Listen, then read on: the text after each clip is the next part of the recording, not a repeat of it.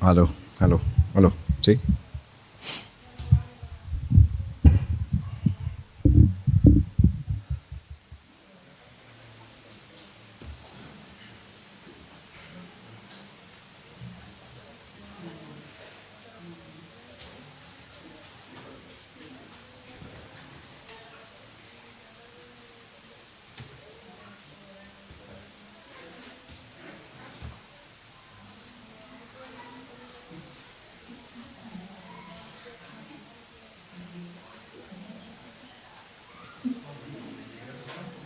Súper.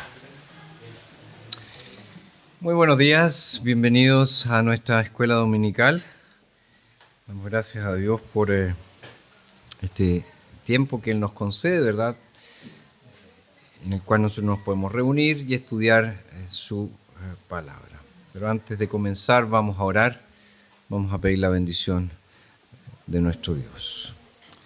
Padre eterno, Dios bendito, estamos hoy aquí reunidos como tu iglesia, como el cuerpo del Señor Jesucristo, deseosos, oh Dios, de entregarte toda la alabanza, toda la adoración que solo tú mereces. Te agradecemos, Señor, por el inmenso privilegio que es para nosotros estar aquí, el hecho de haber sido llamados por ti, convocados por ti, movidos por ti para estar hoy aquí. Rogamos, Señor, que este tiempo de estudio sea de gran edificación para nuestras vidas y particularmente, Señor, que podamos ir creciendo en la gracia y el conocimiento de nuestro Señor y Salvador Jesucristo, a quien sea toda la gloria, hoy y siempre. Amén. Muy bien, retomamos hoy día nuestras clases, nuestras lecciones de escuela dominical.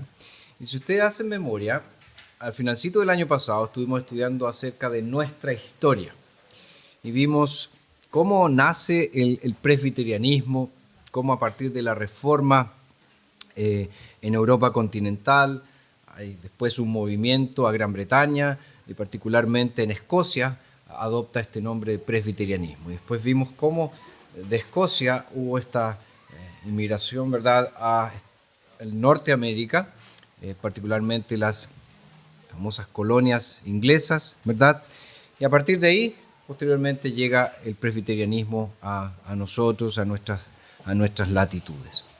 En esta segunda parte de esta serie de estudios, le cambiamos un poquitito el apellido, ¿verdad? De nuestra historia nos vamos a nuestra doctrina. Y nos vamos a enfocar principalmente en las doctrinas más representativas del presbiterianismo. Eso es lo que vamos a ver en esta segunda parte. Y vamos a comenzar con la doctrina de la soberanía de Dios. Así que les pido que abran por favor sus Biblias ahí en Daniel capítulo 4. Daniel 4. Y vamos a leer ahí algunos versículos de este capítulo. Daniel 4, versos 1 al 5, dice así: El rey Nabucodonosor, a todos los pueblos, naciones y lenguas que habitan en toda la tierra, paz les sea multiplicada. Me ha parecido bien declarar las señales y milagros que el Dios Altísimo ha hecho para conmigo. Cuán grandes son sus señales y cuán poderosos sus milagros. Su reino es un reino eterno y su señorío de generación en generación. Yo, Nabucodonosor, estaba tranquilo en mi casa y próspero en mi palacio. Entonces tuve un sueño que me espantó, y las fantasías sobre mi cama y las visiones de mi cabeza me turbaron. Después nos saltamos al verso 16 que dice que su corazón de hombre sea cambiado, que se le dé un corazón de animal y pasen sobre él 7 tiempos. La sentencia fue por decreto de los vigilantes y la decisión por la palabra de los santos, para que los vivientes reconozcan que el Altísimo es Señor del reino de los hombres, que lo da a quien quiere y que constituye sobre él al más humilde de los hombres. Y después nos saltamos al verso 24 que dice: Esta es, oh rey, la interpretación. Es un decreto del Altísimo que ha caído sobre mi señor el rey. A ti te echarán de entre los hombres y junto con animales del campo estará tu morada. Te darán de comer hierba como a los bueyes y serás mojado con el rocío del cielo. 7 tiempos pasarán sobre ti hasta que reconozcas que el Altísimo es Señor del reino de los hombres y que lo da a quien quiere. Y lo que dijeron, que dejasen en la tierra el tronco de las raíces del árbol, significa que tu reino continuará firme después que tú reconozcas que el señorío es de los cielos. Por tanto, oh Rey, que te sea grato mi consejo, y rompe con tus pecados mediante la práctica de la justicia, y con tus iniquidades mediante obras de misericordia para con los pobres.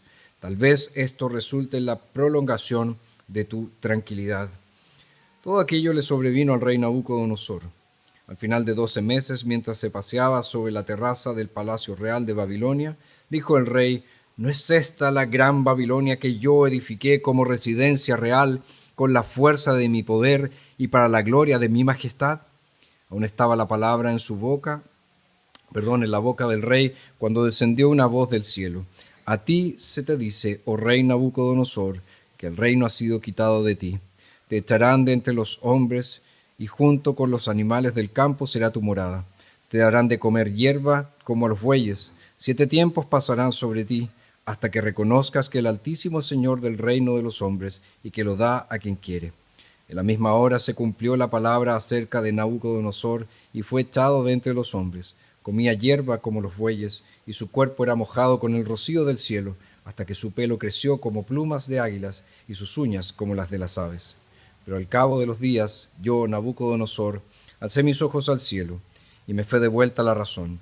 Entonces bendije al Altísimo, alabé y glorifiqué al que vive para siempre, porque su señorío es eterno, y su reino de generación en generación. Todos los habitantes de la tierra son considerados como nada. Él hace según su voluntad con el ejército de los cielos y con los habitantes de la tierra. No hay quien detenga su mano, ni quien le diga: ¿qué haces? En el mismo tiempo me fue devuelta la razón, y mi dignidad y mi esplendor volvieron a mí para la gloria de mi reino. Mis altos oficiales y mis nobles me buscaron. Yo fui restituido a mi reino y me fue añadida aún mayor grandeza. Ahora yo, Nabucodonosor, alabo, exalto y glorifico al Rey de los cielos, porque todas sus obras son verdad y sus caminos son justicia. Él puede humillar a los que andan con soberbia. Está ahí entonces la lectura para hoy. Como les decía, en esta segunda sección de nuestros estudios acerca del presbiterianismo, vamos a dejar de lado todo lo que es histórico y nos vamos a enfocar en la doctrina. Y en definitiva, la pregunta que queremos responder es: ¿qué creen los presbiterianos? ¿En qué creemos?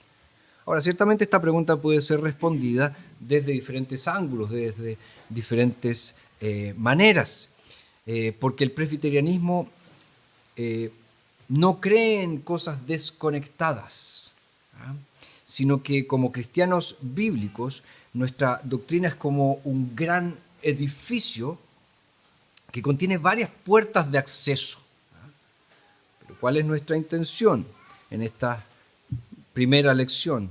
Es resaltar una doctrina que se destaca por sobre las demás, en el sentido que es una especie de puerta principal a todo el edificio. Ahora, ¿cuál es esta doctrina principal? A lo mejor alguno dice: la predestinación. Bueno, aunque la predestinación ciertamente es una doctrina importante para los presbiterianos, en realidad no la consideramos la principal. Ahora, si no es la predestinación, ¿cuál es? ¿Cuál es? Bueno, en términos sencillos, para los presbiterianos, la puerta principal de todo este edificio doctrinal es la soberanía de Dios sobre todas las cosas. ¿Y con eso qué queremos decir? Queremos decir que Dios es el Rey, y es el Rey sobre todas las cosas. Y en el pasaje que acabamos de leer aquí en Daniel capítulo 4, se enseña precisamente esto. Daniel 4 es uno de esos capítulos que se encuentra en el centro, ¿verdad?, de un documento público del libro de Daniel.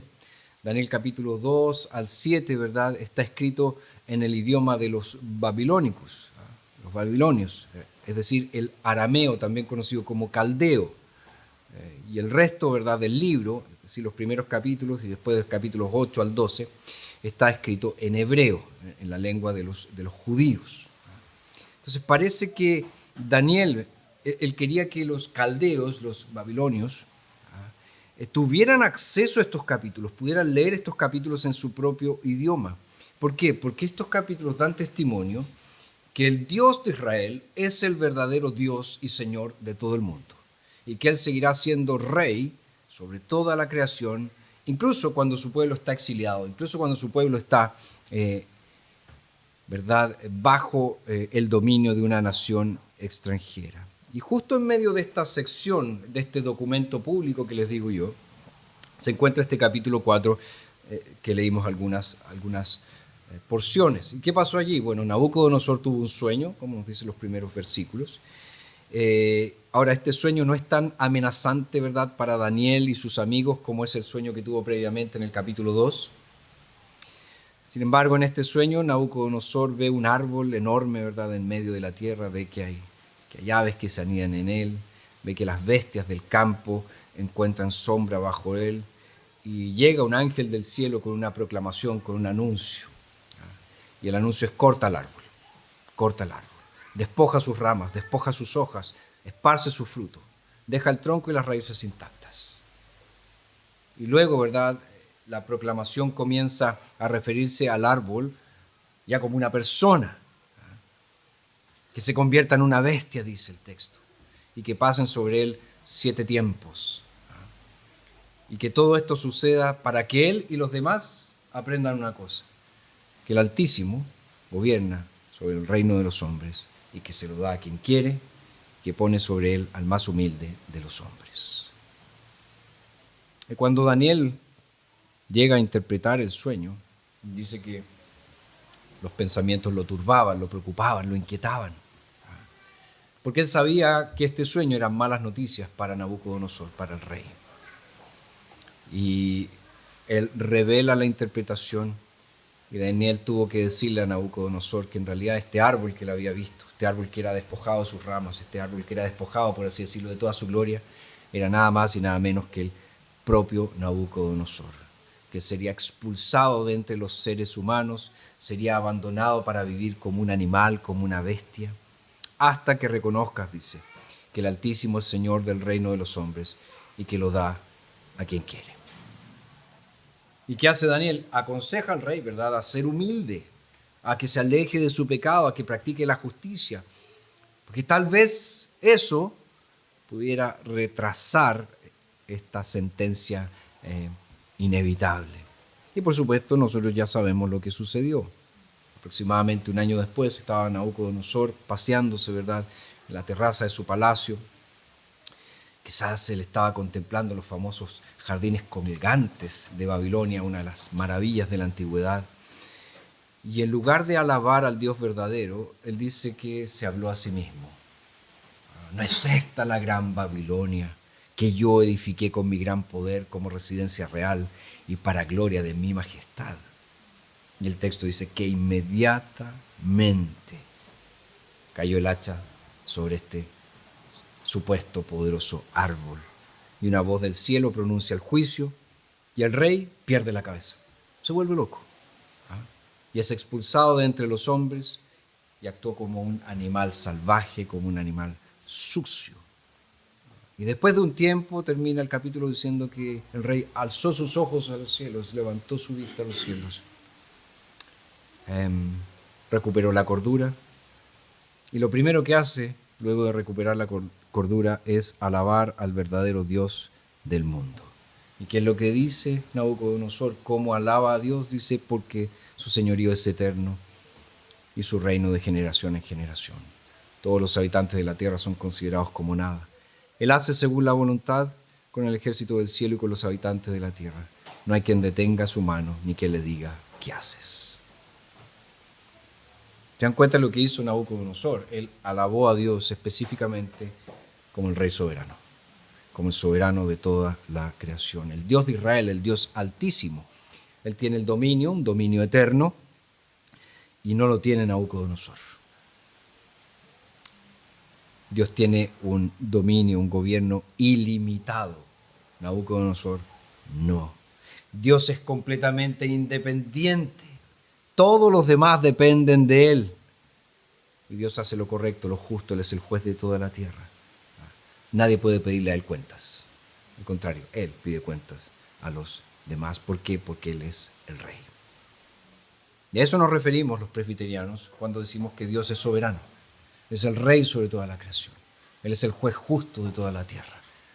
Todos tienen que comparecer o tendrán que comparecer algún día delante de Él. Dios tiene el dominio y la autoridad, dominios que son eternos e ilimitados, autoridad que es eterna e ilimitada. Y Dios es completamente independiente. Todos dependemos de Él. Además que Él hace lo correcto. Y Él es el juez, insisto, de toda la tierra. Ahora, escuchando esa declaración bíblica, por un lado eso no parece muy bueno. O dicho de otro modo, a algunos les puede resultar un poco impersonal esto. Es como si ellos imaginaran, ¿verdad?, a Dios como una especie de fuerza fatalista que se impone sobre los seres humanos y que pide cuentas sobre los seres humanos. Y es por eso que algunos piensan en Dios como la famosa entidad de Misión Imposible, no sé si se acuerdan, una especie de computadora descarriada ahí que está dejando la escoba. Y algunos piensan que Dios es así. Cuando hablamos de que Él es soberano, cuando hablamos de que Él gobierna todas las cosas, que Él es juez de toda la tierra. Porque si uno la compara con esta famosa entidad, claro, la pregunta es, ¿cómo uno puede confiar y amar a un Dios así? Si fuera así como esta entidad. Pero ahí es donde nosotros tenemos que entender que la soberanía de Dios no tiene nada que ver con eso. No tiene nada que ver con el fatalismo. El fatalismo es una ideología, una filosofía religiosa que dice que las cosas van a suceder porque tienen que suceder. No hay una causa, no hay una razón. El fatalismo habla de este destino ciego, sin propósito alguno, que las cosas pasan porque tienen que pasar. Nosotros decimos, no, ese no es el Dios de la Biblia. Y cuando hablamos de que Él es soberano, no tiene nada que ver con esa idea de fatalismo. Entonces la pregunta es, ¿por qué los presbiterianos valoramos la doctrina de la soberanía de Dios? Bueno, podemos hacerlo, o podemos valorar esta doctrina, porque en primer lugar, este Dios soberano es quien nos invita a llamarlo Padre. Esa es la primera cosa, que nos invita a llamarnos Padre. De hecho, en el Catecismo de Heidelberg, cuando está explicando las primeras líneas del credo apostólico, nos dice que nosotros creemos que el Padre eterno de nuestro Señor Jesucristo, quien de la nada creó el cielo y la tierra con todo lo que en ellos hay, quien asimismo los sostiene y gobierna con su eterno consejo y providencia, es, por amor a Cristo su Hijo, mi Dios y mi Padre, en quien confío tan plenamente que no dudo que me proveerá de todo lo necesario para el alma y el cuerpo, y además que hará que cualquier mal que me envíe en este valle de lágrimas se convierta en mi beneficio. Es un Dios soberano, gobierna sobre todas las cosas, controla todas las cosas, pero es un Padre amoroso. Es un Padre amoroso. Y aquí van las líneas claves del Catecismo de Heidelberg. Dice, Él es capaz de hacerlo siendo Dios todopoderoso y dispuesto, siendo un Padre fiel. Él es capaz de hacer todas las cosas, de gobernar sobre todas las cosas. ¿Por qué? Porque Él es el Dios todopoderoso. También Él dirige todas las cosas para mi bien porque es un Padre fiel. Porque Dios entonces es soberano. Nosotros podemos confiar que Él tiene un dominio eterno. Y Él es completamente independiente. Y por lo tanto, Él puede lograr lo que Él se propone, lo que Él ha establecido, lo que Él ha dispuesto. Pero como este Dios también es nuestro Padre, podemos confiar en que Él se preocupa por nosotros. Podemos confiar en que Él nos ama. Que Él puede usar todas las cosas para nuestro bien. Que aman a Dios, todas las cosas les ayudan a bien, dice Pablo en Romanos 8. Y el presbiterianismo entonces nos enseña que este mundo, con toda su tristeza, con toda su adversidad, este mundo en el que nosotros nos encontramos, es el mundo de nuestro Padre. Es el mundo de nuestro Padre. Ahora, ¿cómo podemos ya enfocarnos un poquito más acerca de esta gran doctrina. Ya hemos dicho que trae, por un lado, consuelo, sabiendo que Dios es soberano sobre todas las cosas, Él gobierna todas las cosas, nada sucede por casualidad, pero también sabemos que el consuelo se aplica al hecho de que Él es nuestro Padre amoroso, que Él ordena todas las cosas para nuestro bien, incluso aquellas cosas que consideramos desagradables. Y ahora, ¿cómo nos enfocamos un poco más? Es decir, ¿en dónde Dios ejerce su soberanía? ¿En qué esferas Él ejerce su soberanía? Bueno, en primer lugar, en la creación. En la creación.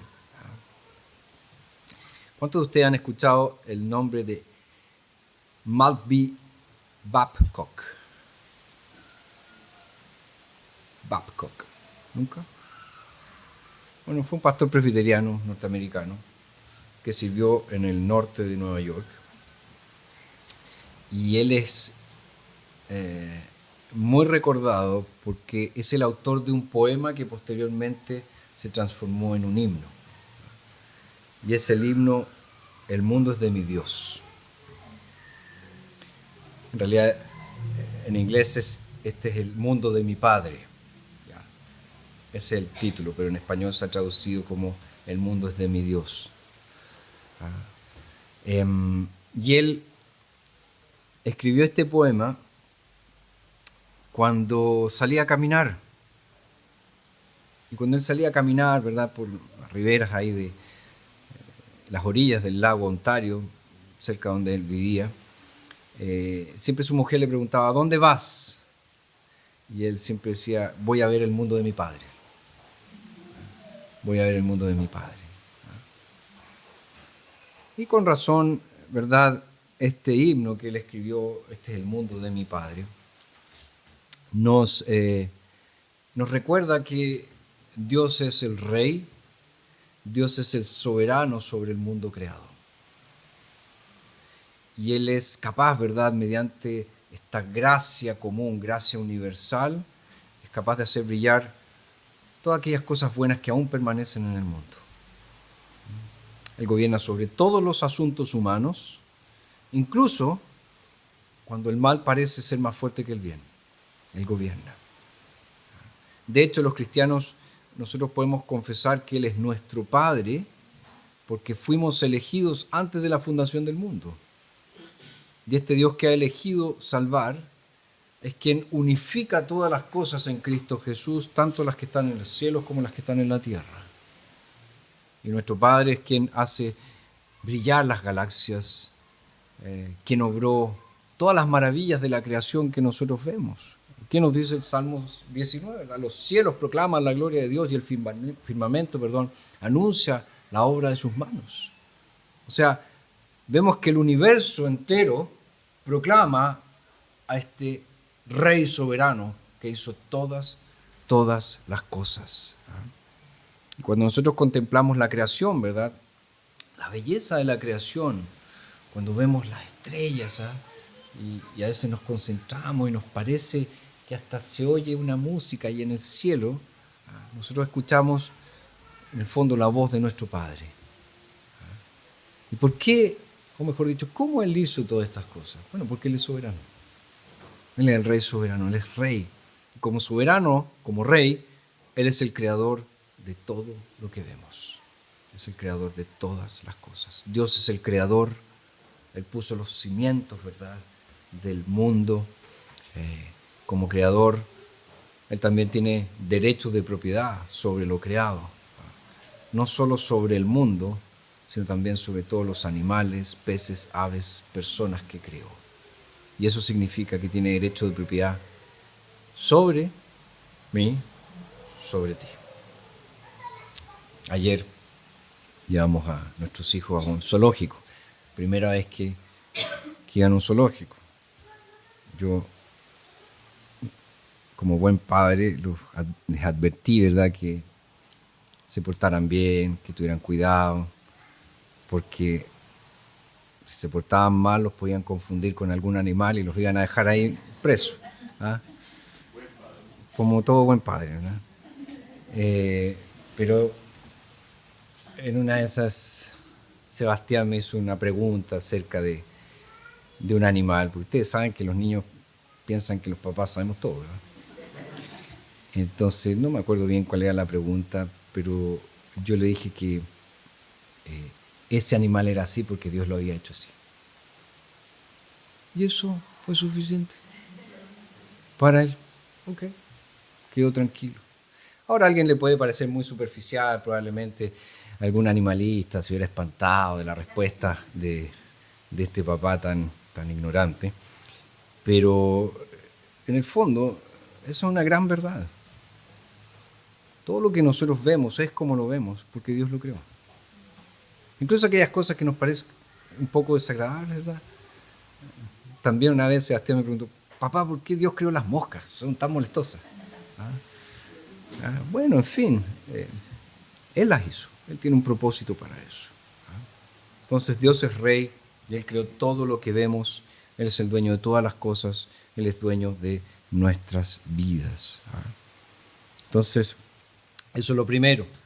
Nosotros vemos la soberanía de Dios en la creación. Él es el creador de todas las cosas.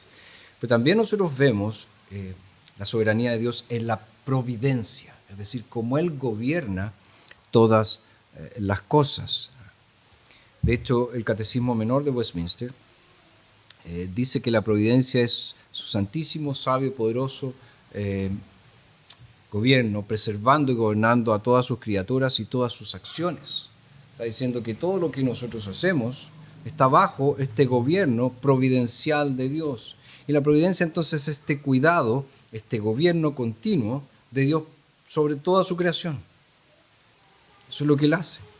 Dios gobierna sobre todas sus criaturas y sobre todas las acciones de sus criaturas. Ahora siempre la pregunta surge, ¿eso significa que el mal que una persona me ha infligido está de alguna manera gobernado por Dios? Y si es así, ¿cómo puede Dios ser bueno si hay tanta maldad en el mundo? ¿No convierte eso a Dios en un monstruo moral? Esas ciertamente son buenas preguntas y son preguntas justas que nosotros tenemos que responderlas. Y uno de los lugares, ¿verdad?, que nosotros como presbiterianos acudimos para responder ese tipo de preguntas es la Biblia, la palabra de Dios. Y tenemos esa tan conocida historia, ¿verdad?, de José, que está allí en Génesis desde el capítulo 37 hasta el capítulo 50. Y nosotros vemos ahí que Génesis 37 nos presenta a José, el primogénito de la segunda mujer, ¿verdad?, de Jacob, la mujer favorita, y el 11º hijo de la familia. Y José obviamente era el favorito de Jacob. Jacob no solamente lo enviaba a dar recados, ¿verdad?, sino que también, acuérdense ustedes, le regaló una túnica de multicolor, de varios colores. Y esa túnica, aunque uno puede pensar, qué moderno, varios colores, en realidad era un símbolo de autoridad. Entonces, cada vez que los hermanos veían a José con esa túnica, veían una declaración por parte de su padre Jacob. ¿Cuál era la declaración? Lo había puesto él al mando de todos los hermanos. Al más chico, al mando de todos los hermanos. Y no es de extrañar entonces que los hermanos odiaran a José. Lo preferían a él, el más chico. El cabro chico de la familia. Es el preferido. Y Jacob, si ustedes se acuerdan, envió a José para que viera cómo estaban sus hermanos. Y eso era una forma de ejercer supervisión. A ver qué están haciendo. Que los hermanos no tenían muy buena fama. Hacían varias tonteras, cometían varios pecados. Y cuando José se acerca, ¿verdad?, nos dice el texto bíblico que todos sus hermanos conspiraron contra él para matarlo. Lo querían matar. Y claro, ahí aparece Judá, quien sugirió, no, mejor no lo matemos, vendámoslo como esclavo. Y le decimos al papá que una bestia del campo lo mató. Fantástico, hagamos eso. Y lo vendieron como esclavo a unos madianitas, una caravana de de madianitas que estaba por allí y tomaron la túnica, la rompieron, derramaron sangre de un animal sobre ella y le dijeron después a Jacob, algún animal salvaje lo mató. Pero fíjense, venderlo como esclavo era condenarlo a muerte. Eso era. Si bien es cierto, no lo mataron, pero sí lo estaban condenando a muerte. Y eso fue un acto de maldad tremenda, absoluta, al menor, un hermano. ¿Se imaginan vender a un hermano? Bueno, ¿qué sucedió, verdad? Finalmente estos madianitas venden a José, a un oficial de alto rango de Egipto, capitán de la guardia, llamado Potifar. Y con el tiempo, Dios bendijo a José. Potifar lo puso a cargo de toda su casa y había una sola cosa que José no podía tocar, la mujer de Potifar. Pero ella, ¿verdad?, nos dice el texto bíblico, quedó impresionada con este joven judío y lo quería para ella. Quería tener relaciones sexuales con él. Y José no accedió y un día, ¿verdad?, esta mujer lo acorraló estando solos en casa. José huyó desnudo. Esta mujer, despreciada, ¿verdad?, levantó una falsa acusación de que él había intentado abusar de ella. Y Potifar obviamente se enojó y lo mandó a la cárcel. ¿Y qué sucedió, verdad? En la cárcel. El texto bíblico nos dice que el Señor mostró misericordia a José y le dio favor ante el jefe de la cárcel. Y al final terminó que José estaba encarcelado, pero él más o menos que dirigía la cárcel. Estaba al mando de la cárcel. Y en ejercicio de sus funciones, ¿verdad?, llegan dos prisioneros reales, un panadero y un copero. Panadero y un copero. Ambos tienen sueños, José interpreta los sueños y se cumple la interpretación. Y el copero, ¿verdad?, que había prometido acordarse de José, se le olvidó José cuando fue liberado. Tuvo 2 años sin acordarse. Hasta, ¿verdad?, que Faraón tuvo un sueño, ninguno de sus sabios pudo interpretarlo. El copero dijo, ¿verdad que yo conocí a un cabro judío allá preso que sabe interpretar sueños? Lo traen, ¿verdad? Hacen todo el ritual de purificación de José y finalmente José interpreta el sueño, le da un consejo. ¿Y qué dice Faraón? No hay nadie más sabio que este cabro. Lo pone como una especie de primer ministro, ¿verdad?, en Egipto, a cargo de todos los negocios, a cargo de la alimentación, etc. Y el clímax de esta historia llega en el capítulo 45, ¿verdad?, cuando José, ¿verdad?, se encuentra con sus hermanos, van a comprar, hay una gran hambruna, etc. Y estos hermanos no lo reconocen y José dice allí lo siguiente: yo soy José, su hermano, al que vendieron para Egipto. Ahora pues no se entristezcan ni les pese el haberme vendido acá, porque para preservación de vida me ha enviado Dios delante de ustedes. Y han transcurrido 2 años de hambre en medio de la tierra y todavía quedan 5 años en que no habrá ni siembra ni siega. Pero Dios me ha enviado delante de ustedes para preservarles posteridad en la tierra y para darles vida mediante una gran liberación. Así que no me enviaron ustedes acá, sino Dios, que me ha puesto como protector de Faraón, como señor de toda su casa, como gobernador de toda la tierra de Egipto. Observen la lógica de José. La historia que nos dice: sus hermanos libremente lo vendieron como esclavo. Fue la acción de ellos. Ellos lo hicieron. Actuaron según sus deseos. Actuaron según su vil deseo de eliminar a su hermano menor. Sin embargo, José, años después, él declara 2 veces: Dios me envió delante de ustedes. ¿Qué está diciendo José allí? Dios en su gracia, este rey soberano, gobernó sobre la libertad de estos hermanos y escogió que sus malas acciones trajeran salvación para su pueblo. No los obligó a hacer lo que ellos hicieron. Ellos lo hicieron porque querían. Pero Él gobernó sobre esa voluntad para que se cumpliera un propósito de salvación, vida para el pueblo. Y esto es lo que los presbiterianos o los teólogos llaman concurrencia. Cuando la voluntad de Dios concurre con la voluntad humana. Van juntas. ¿Para qué? Para obtener el propósito que Dios ha determinado de antemano. Entonces, pueden haber múltiples propósitos para un mismo evento. Y aquí vemos que los hermanos tenían un propósito malvado, pero Dios tenía un propósito de salvación. Eso lo vemos desde Génesis 3. Aparece el archienemigo, la serpiente, Satanás, que tiene un propósito malvado, hacer caer a nuestros primeros padres. Pero Dios en la caída tenía un propósito de salvación, enviar a su Hijo finalmente para que aplastara la cabeza de la serpiente. Dios es soberano. Él gobierna sobre toda la creación. Pero hay otro aspecto en que nosotros vemos esta soberanía de Dios que tiene que ver con lo que llamamos gracia común, la gracia común. El nombre común ya nos advierte de que esto no se trata de una gracia especial, sino que es una gracia que está al mundo, entera. Y es lo que nosotros vemos, por ejemplo, cuando Jesús dice ahí en el Sermón del Monte que Dios hace salir su sol sobre buenos y malos y hace llover sobre justos e injustos.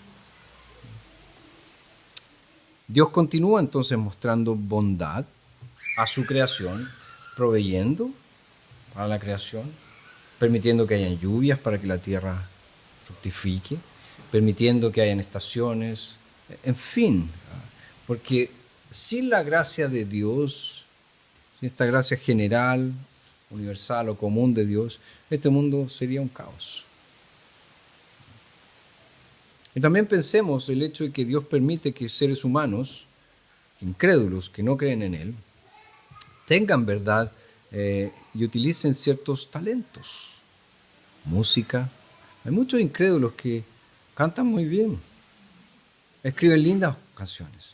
No lo hacen para la gloria de Dios, pero eso que se llama gracia común. Inventos, en fin, científicos, de todo. Dice, wow, qué avances. Incluso personas que son filántropas, ¿verdad? Que aman al prójimo, lo ayudan, dan dinero, como Farcas, ¿verdad? Dan dinero a los pobres. Pero muchos de ellos no lo hacen para la gloria de Dios. Ahora, ¿cómo lo hacen? Por la gracia común de Dios. Por la gracia común de Dios. Todo lo demás, la medicina, cosas que son benéficas para nosotros. Gracia común de Dios. Entonces Dios continúa ciertamente mostrando este cuidado a su creación, pero Él es soberano sobre la gracia común. No es algo que esté allí flotando en el aire. Él es soberano. Donde quiera que nosotros veamos brillar, ¿verdad? La gracia en una persona, sin que esta persona sea creyente. Tenemos que pensar inmediatamente, esa es la gracia común de Dios, es la obra de Dios. Él es soberano, Él gobierna sobre todas sus criaturas, sobre todas las acciones de las criaturas. Él no solo refrena la maldad, porque la gracia común también tiene ese objetivo, refrenar la maldad, refrenar el pecado, sino que Él también capacita a los pecadores para hacer todo tipo de bien, para bendecir al mundo. Y un último aspecto que queremos mencionar acerca de la soberanía de Dios tiene que ver con la salvación. Ya hemos dicho, Dios es soberano sobre la creación, Él creó todas las cosas, es el Rey. Por lo tanto, nosotros somos responsables ante Él, le pertenecemos a Él. Hemos dicho que Él es el Dios de la providencia, Él gobierna todas las acciones, todas las cosas, toda la historia humana es el despliegue del decreto eterno de Dios. Las cosas suceden porque Dios las ha determinado. Después vimos el tema de la gracia común, claro. Dios gobierna incluso sobre los incrédulos y cuida de su creación. Y finalmente esta salvación, ¿verdad? Que es el último aspecto que vamos a considerar bajo esta perspectiva del Dios soberano. ¿Y qué queremos decir con esto? Que Dios se propuso, planeó y ejecutó todo lo necesario para la salvación de su pueblo. Él eligió salvar y a quién salvaría. Ahora, es cierto que este rey no tenía por qué salvar a alguien. No estaba obligado a salvar a nadie. Los humanos, recuerden, se rebelaron contra Dios.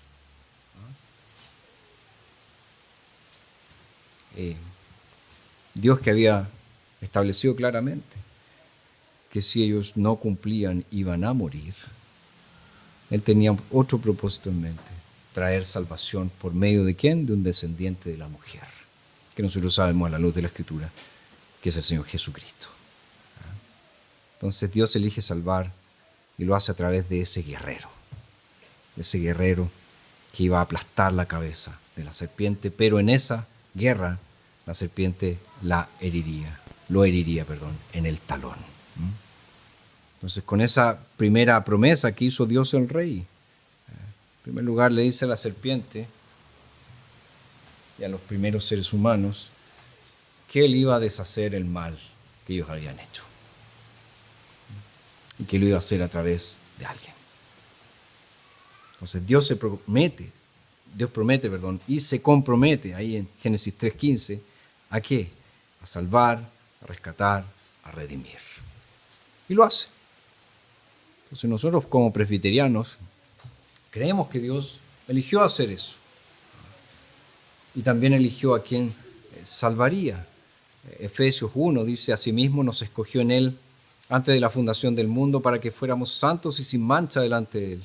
En amor nos predestinó por medio de Jesucristo para adopción como hijos suyos, según el beneplácito de su voluntad, para la alabanza de la gloria de su gracia que nos dio gratuitamente en el amado. ¿Qué está diciendo Pablo allí? Que Dios sí eligió que salvaría y destinó a algunos para ser salvos y para incorporarlos en su familia. Esa es la iglesia del Señor Jesucristo, ese es el pueblo del Señor, esos son los cristianos, los verdaderos cristianos. No esos que dicen ser cristianos y que no lo son, no, los verdaderos cristianos, los que han nacido de nuevo, los que han nacido de lo alto. Acuérdense que Pablo también ahí en Romanos 8 dice: a los que predestinó, también los glorificó. O sea, le está diciendo, eso era el propósito de Dios y eso es lo que va a suceder. Ahora, cuando Dios determina la salvación, ¿verdad? No lo hace en términos generales, sino que lo hace en cada detalle. Envía a su Hijo para lograr nuestra salvación. Y mediante su Espíritu, la obra del Hijo es aplicada a aquellos que fueron escogidos antes de la fundación del mundo. O sea, todo está bajo este control soberano y absoluto del Señor. Entonces, ya para estar concluyendo, espero que hayan podido entender por qué los presbiterianos amamos tanto esta doctrina. Amamos tanto el hecho de que la Biblia dice claramente que Dios es soberano. Y cuando empezamos a comprender lo que esto significa, nos damos cuenta lo importante que es esta doctrina, porque va más allá que hablar simplemente de predestinación. Algunos lamentablemente creen que soberanía de Dios tiene que ver solo con la predestinación, pero la soberanía de Dios, como hemos visto, tiene que ver con la creación, con la providencia, con la gracia común, con la salvación. Entonces, toda nuestra relación con Dios y su mundo se moldea al saber que Él es el Rey, y Él es el Rey soberano. Y es por eso entonces que la teología presbiteriana se centra en este gran Dios que es soberano, y eso trae para nuestras vidas un tremendo consuelo. Nuestro mundo le pertenece a Dios. Y el mundo no ha sido cedido al diablo, el mundo le pertenece a Dios. ¿Qué ha intentado hacer el diablo? Usurpar, reclamar algunas regiones. Pero el reino de Satanás, nosotros sabemos que es un reino parásito. No tiene vida por sí mismo, succiona vida del mundo de Dios, porque la tierra y toda la creación sigue siendo del Señor. Y llegará un día, ¿verdad?, en que Dios será todos en todos. Un día en que la justicia y la paz florecerán. Un día en que todo será renovado y todo ojo verá finalmente que nuestro mundo pertenece a Dios. Y ese día, como presbiterianos, será un día de gloria. Y todo el mundo reconocerá que Dios es Rey. Ok. ¿Alguna pregunta, comentario final? Oscar. En base a lo que usted comentaba sobre la gracia común, y mencionaba que dentro de las características que tiene también es refrenar un poco el pecado, ¿tiene que ver entonces esto con los 10 mandamientos también? Sí, en cierto sentido. En el sentido que la ley del Señor, uno de sus usos, ¿verdad? Es como un uso de advertencia contra el pecado.